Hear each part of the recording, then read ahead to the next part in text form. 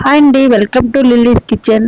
ఈరోజు మన special recipe వచ్చి నెల్లూరు స్టైల్ చేపల పులుసు చేసేద్దామా. మరి దీనికోసం ముందుగా 2 కేజీల బొచ్చి చేప తీసుకొని శుభ్రంగా క్లీన్ చేసుకోవాలి. ఇవన్నీ మార్కెట్లోనే చేయించుకుంటాంలేండి. శుభ్రంగా క్లీన్ చేసుకున్న చేప ముక్కలు చూడండి ఎంత ఫ్రెష్గా ఉన్నాయో. ఇక ఇంటికి తీసుకొచ్చాక కూడా ఉప్పు వేసుకుని చక్కగా కడిగి క్లీన్ చేసేసుకోండి. ఇక చేపల పులుసుకు కావాల్సిన ఇంగ్రీడియంట్స్ చూసేద్దాం. 1 స్పూన్ పసుపు, 2 స్పూన్ల అల్లం వెల్లుల్లి పేస్ట్, 2 స్పూన్ల కారం, 1.5 స్పూన్ గరం మసాలా పౌడర్, ఉప్పు రుచికి సరిపడినంత, ముద్దగా చేసుకున్న 2 ఉల్లిపాయలు, 4 పచ్చిమిర్చి. వీటన్నిటిని చక్కగా చేప ముక్కలకు పట్టించి మొత్తాన్ని బాగా కలుపుకొని ఒక పక్కన పెట్టుకోండి. ఒక అరగంట పాటు అలాగే ఉండనివ్వండి.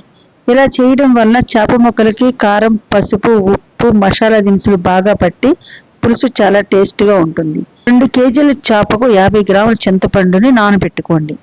ఇక మనం పొయ్యి మీద గిన్నె పెట్టుకుని దానిలో 10 స్పూన్స్ ఆయిల్ వేసుకోండి. ఆయిల్ వేడి అయ్యాక మనం మ్యారినేట్ చేసుకునే చేప ముక్కలను ఒక్కొక్కటిగా గిన్నెలో వేసేయండి. స్టవ్ మీడియం ఫ్లేమ్లోనే ఉంచండి. ఇప్పుడు ముక్కలన్నీ నూనెలో చక్కగా మగ్గుతాయి.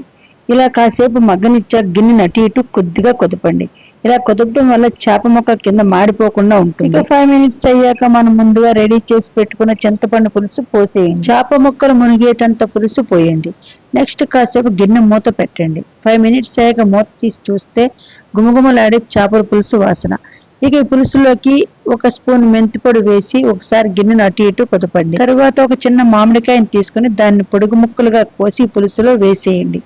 ఇలా మామిడికాయ ముక్కలు వేయడం వల్ల పులుసుకు మంచి టేస్ట్ వస్తుంది. చేప ముక్కలతో పాటు ఈ మామిడికాయ ముక్కలు కూడా తినొచ్చు. ఇలా మామిడికాయ ముక్కలు వేయడం వల్ల కూరకు మంచి రుచి వస్తుంది. అంతేకాకుండా మనం మెంతిపొడి కూడా యాడ్ చేసాము. చింతపండు అందుకే తక్కువ తీసుకున్నాం. మీరు ఈ విధంగా మామిడికాయ వేసి ట్రై చేసి చూడండి. పులుసు చాలా టేస్టీగా ఉంటుంది. ఇక మనం కూర అంతా దగ్గర అయిపోయిన తర్వాత కొత్తిమీర చల్లి స్టవ్ ఆఫ్ చేసుకోండి. ఇక ఈ కూర చాలా రుచిగా ఉంటుంది. 2 డేస్ అయినా ఈ చేపల కూర పాడైపోకుండా ఉంటుంది.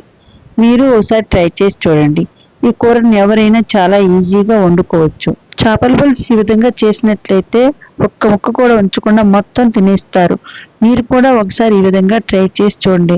నా వీడియో మీకు నచ్చినట్లయితే లైక్ చేయండి, సబ్స్క్రైబ్ చేయండి. మరిన్ని కొత్త వీడియోస్తో మీ ముందు ఉంటాను.